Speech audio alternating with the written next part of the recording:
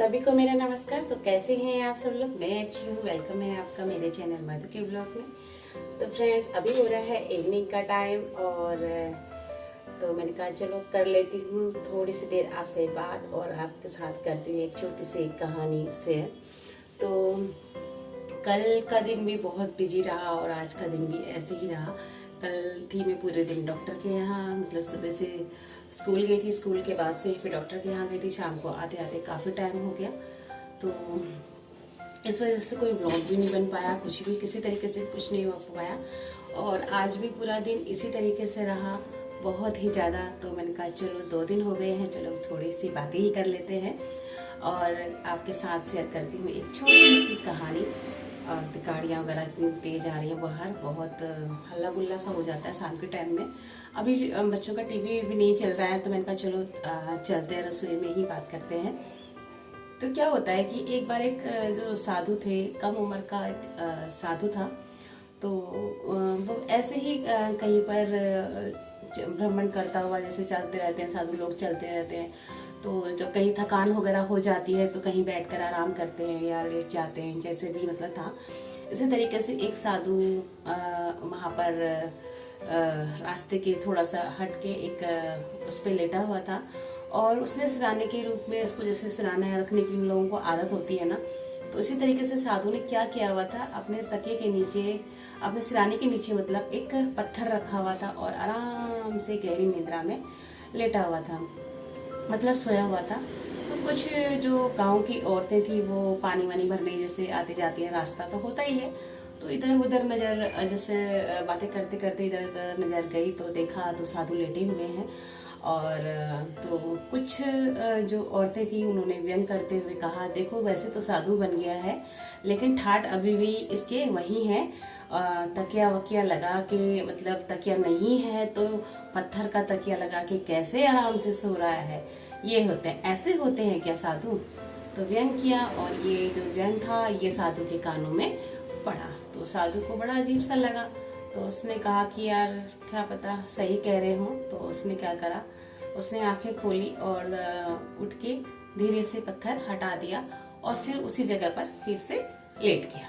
तो कुछ फिर थोड़ी सी देर के बाद जब औरतें फिर उसको इधर उधर देखने लगी, कहने लगे देखिए वैसे तो साधु बन गया है, ये वैसे तो साधु बन गया है, लेकिन इसके अंदर कितना घमंड है, कितना मतलब इसको बात चुभती है। ऐसे कोई साधु होते हैं जिसको घमंड होता है और उसको बातें चुभती हूँ? साधु के लिए तो सारी बातें निर्थक होती है, उसके लिए कुछ होता ही नहीं है, केवल राम नाम का जाप करता है और इसके अलावा उसको क्या पता किसी चीज़ से कि उसे किसी ने कहा है नहीं कहा है। तो इस तरीके से फिर वो व्यंग करने लगी। अब साधु को समझ में कुछ नहीं आ रहा था, तो साधु चुपचाप से अपने फिर वैसे ही थोड़ा सा करवट लेके थोड़ा फिर वैसे के वैसे लेटा रहा। तो उसमें से कुछ दूसरी मतलब काफ़ी सारी औरतें थी, जैसे जाती हैं इकट्ठे ही गाँव वगैरह में पानी लेने, घास लेने या कोई वैसे काम करने, तो झुंड से ही जाती हैं, मतलब साथ साथ जाती हैं, अकेले नहीं जाते हैं, जिसे कहते हैं ग्रुप में। तो इस तरीके से था। तो फिर अब उसमें से एक औरत बोलने लगी, साधु बन जाते हैं, इन्हें ज्ञान व्यान तो कुछ होता नहीं है, बस काम करने से इनका मन हट जाता है, बस इन्हें खाने पीने को ये मांग मूंग के खा लेते हैं, ऐसे ही अपना जीवन यापन करते हैं। तो कुछ तो जो साधु थे ना, उनका मन विचलित होने लगा, सारी बातें सुनकर बहुत ज़्यादा विचलित होने लगा। और वो कहते हैं ना, जब हम परेशान होते हैं, हमें कोई परेशानी हमें होती है तो कुछ टाइम तो हम कंट्रोल करते हैं कि वो परेशानी हमारी किसी के सामने शो ना हो, लेकिन कुछ जब ज़्यादा हो जाता है, ज़्यादा वो परेशानी हमें घेर लेती है, तो वो धीरे धीरे सबको शो होने लगती है, सबको उसके बारे में पता चलने लगता है। तो यही हो रहा था साधु के साथ भी। तो उसको इन सब की बातें बड़ी अजीब सी लग रही थी। तो उसमें से एक जो महिला थी वो बोली, साधु से बोली कि साधु महाराज विचलित नहीं हुआ करते हैं, साधुओं का जो आचरण होता है वो विचलित होना या दूसरों की बातों को सुनना या दूसरों की बातों पर अपना जो विचार विमर्श बदलना और जैसे सामने वाला चाहता हो वैसे करना, ये तो बिल्कुल भी नहीं होना चाहिए। आप साधु हो, आपको इन सब किसी भी चीज़ों से कोई भी मतलब नहीं होना चाहिए। कोई भी कुछ भी कहता रहो, क्योंकि आप जब तक कुछ भी करेंगे तो भी आपको सब बोलेंगे, आप कुछ भी नहीं करोगे तब भी आपको कुछ ना कुछ बोला जाएगा। तो ये तो हमारी जो मतलब हमारा जीवन है, हमारा जो कहते हैं ना गृहस्थ जीवन है, इसमें तो ये चलता ही रहता है। यहाँ तो बिना इस चीज़ के एक दिन भी, एक मिनट भी कटना मुश्किल है, क्योंकि जब हम यहाँ रहते हैं तो इसी तरीके की बातें होती हैं। लेकिन जब आपका जो जीवन है, आपका जीवन बहुत कष्टपूर्ण होता है, आप लोगों को किस तरीके से जीवन जीना है, तो आपको इन सब बातों को इस कान से सुनकर, पहले तो सुनना ही नहीं है, अगर कान में चली भी जाती हैं तो इग्नोर करना चाहिए। तो आप इन सब की बातें मत सुनिएगा। आपका जैसा मन करता है आप वैसे करिए। आप राम नाम का जाप करते हैं और करते रहिए, और जो भी कुछ भी बोलता हो, XYZ कुछ भी बोल रहा हो, उनकी बातों को अनसुना कीजिए। यही एक साधु की मतलब वो है, कहते हैं कि साधु का परिचय। अगर आप छोटी छोटी बातों से इन लोगों की बातों को सुनकर रिएक्ट करोगे तो इन लोगों को और भी ज़्यादा इस तरीके की बातें करने का मन करेगा, और ये करते ही चले जाएंगे, कुछ ना कुछ कहते ही चले जाएंगे। तो साधु को लगा कि वाकई में ही हम लोग साधु तो बन गए हैं, लेकिन बहुत सी कमियां हमारे अंदर रह जाती हैं और वो एकदम नहीं निकल पाती हैं। धीरे धीरे धीरे धीरे, कहते हैं ना कि जिस तरीके से धूप छांव पड़ते पड़ते हर चीज़, पहले शुरू में उसमें फ़र्क पड़ता है, लेकिन धीरे धीरे उन चीज़ों से, कठोरता से, ताप से, सर्दी से, गर्मी से तपते चले जाते हैं तो मजबूत होते चले जाते हैं। इस तरीके से साधु का जीवन भी साधु का जीवन भी इस तरीके से रहा। तो ऐसा तो है नहीं कि एकदम ही कोई ऐसा कुछ हो जाए। तो जो साधु थे उस औरत की बात से बहुत ज़्यादा प्रभावित थे और उन्हें बहुत ही अच्छा लगा, और वाकई में ही उन्हें लगा कि शायद कोई मेरा जो मालिक है, जो मेरा गुरु है, जो मेरे परमात्मा हैं, उन्होंने ही आकर इस स्त्री के मुख से मुझे ये सब कुछ जो ज्ञान देना था वो दिलाया है, और अब मुझे किसी की बात से कोई भी फर्क नहीं पड़ता और मैं इन सब चीज़ों का ध्यान रखूंगा। तो कभी कभी हमारे जीवन में ये बहुत सारी चीज़ें हम लोगों के जीवन में भी आ जाती है। एक छोटा सा बच्चा हमें इतनी सी छोटी सी बात कह जाता है और वो हमारे जीवन को झकोर के रख देती है कि वाह, हाँ हम इतने बड़े हो गए, हमें ये बात पता ही नहीं है और ये बच्चा होकर इतनी बड़ी बात कह गया। तो ये अक्सर हमारे तुम्हारे साथ ही नहीं, बहुत लोगों के साथ ये चीज़ें होती हैं। किसी भी उम्र में कोई भी हमें सीख दे जाता है, चाहे वो छोटा सा बच्चा हो, चाहे बहुत बूढ़ा हो, कोई भी ना किसी रूप में हमें कोई ना कोई संदेश दे जाता है और एक जीवन की सीख दे जाता है। और ये तो अक्सर आपने देखा ही होगा कि हम कितना ही अच्छा कर लें, कितना ही अच्छा कर लें, लेकिन उसमें कमी निकालने वालों की कमी नहीं होती है। तभी तो कबीरदास जी ने कहा है कि भैया निंदक भी हमारे पास रहने चाहिए। अगर निंदक हमारे पास नहीं रहेंगे तो हमारा जीवन कभी निर्मल हो ही नहीं सकता।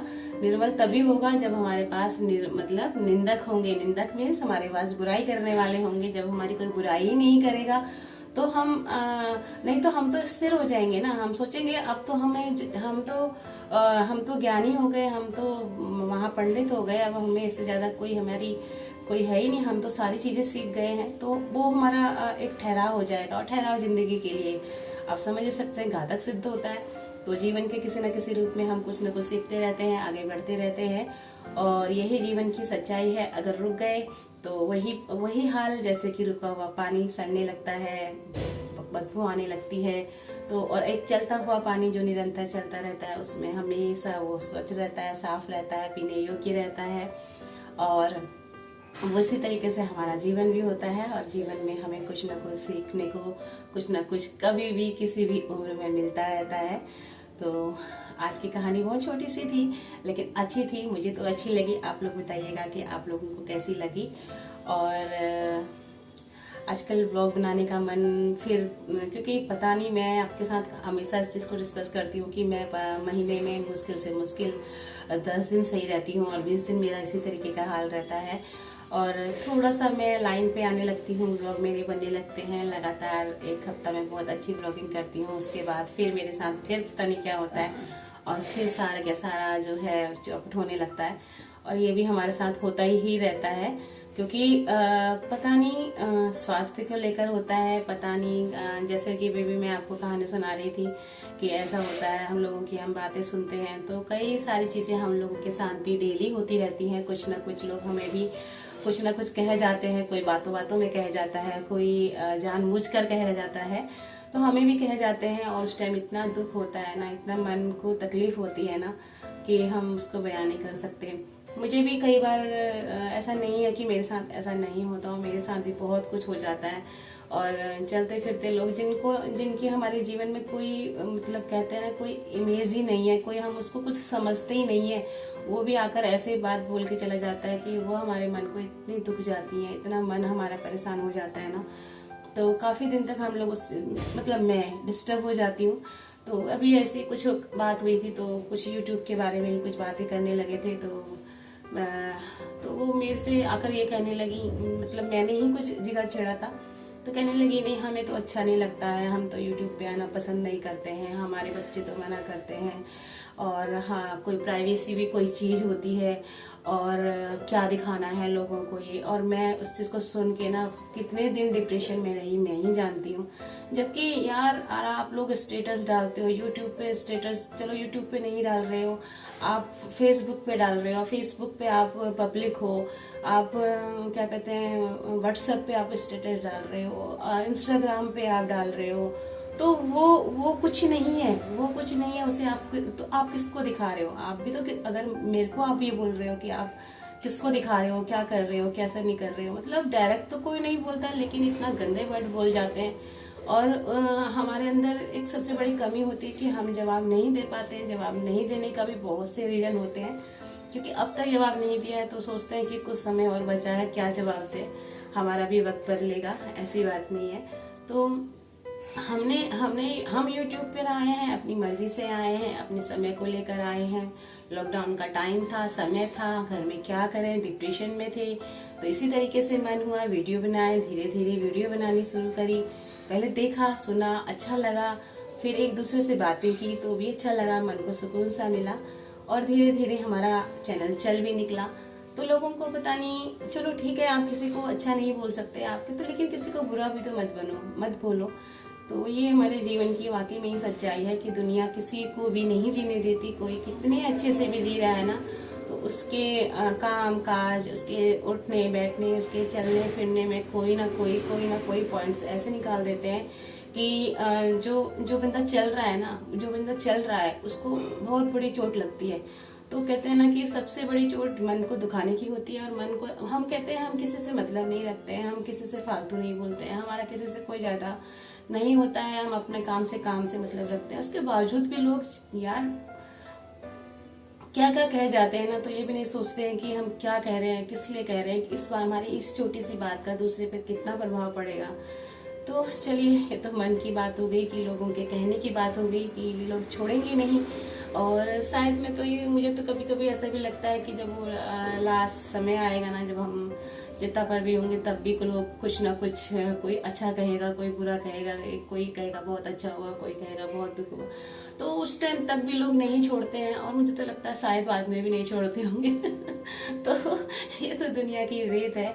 मुझे भी बहुत दुख होता है, और पता है छोटी छोटी बातों से मैं डिप्रेशन में आ जाती हूँ, और मेरी बीमारी ही यही है कि अगर मैं ठीक ठाक से चल रही हूँ, सब कुछ मेरा बढ़िया चल रहा है, अगर मुझे किसी ने थोड़ा सा भी कुछ कह दिया क्योंकि हम किसी के बीच में नहीं बोलते हैं, किसी से हमारा कोई मतलब नहीं होता है, हम अपने से एक छोटा सा जीवन, एक अपनी छोटी सी जिम्मेदारी को पूरा करने में लगे हुए हैं, अपना पूरा इतना समय निकालते हैं, उसके बावजूद भी लोगों को चैन नहीं आता यार।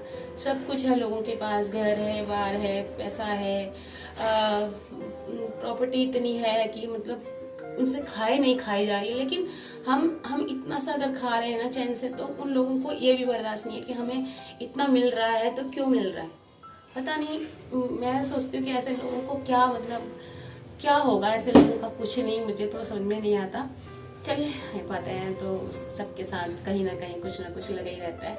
तो बताइएगा आप लोग, जो भी मेरे चैनल पर न्यू हैं तो प्लीज़ चैनल को सब्सक्राइब कीजिएगा, सपोर्ट कीजिएगा, क्योंकि आप लोगों के सपोर्ट से ही हम आगे बढ़ सकते हैं, और आप लोगों की सपोर्ट की हमें ज़रूरत भी बहुत ज़्यादा है, क्योंकि ऐसे लोगों का मुंह तोड़ जवाब हम तभी दे सकते हैं जब आप लोग हमारे साथ में हैं। और तभी उनको सबक लगेगा कि हाँ, कि हम लोग क्या करते हैं, क्या हम बात करते हैं, ये अपने मन की ही तो बात कर रहे हैं ना। अपने मन में, हमारे मन में जो चल रहा है, हम आपसे कुछ शेयर करना चाह रहे हैं, हमारे मन में कोई दुख है, कोई तकलीफ है, तो हम आप लोगों से शेयर कर रहे हैं। खड़े होके बाहर 4 औरतों के बीच में तो नहीं कर रहे हैं ना। उसकी बुराई, उसकी बुराई, उसकी बुराई, उसकी बुराई, उसके घर में क्या, उसके घर में ये तो नहीं कर रहे हैं ना। लोगों को फिर भी प्रॉब्लम है। स्कूल से घर आती हूँ, घर से स्कूल जाती हूँ, अपने डॉक्टर के पास जाती हूँ, डॉक्टर से घर आती हूँ, फिर भी लोगों को बेचैनी है। तो बताइए भाई क्या करा जाए। तो भाई किसी को अगर इसका कुछ हल पता हो तो जरूर बताइएगा। चलिएगा, बहुत हो गया है, फिर मिलते हैं कल एक अच्छे से नए ब्लॉग के साथ में। आज के करते हैं यहीं पे end. Okay, bye bye, good day, take care friend, bye bye.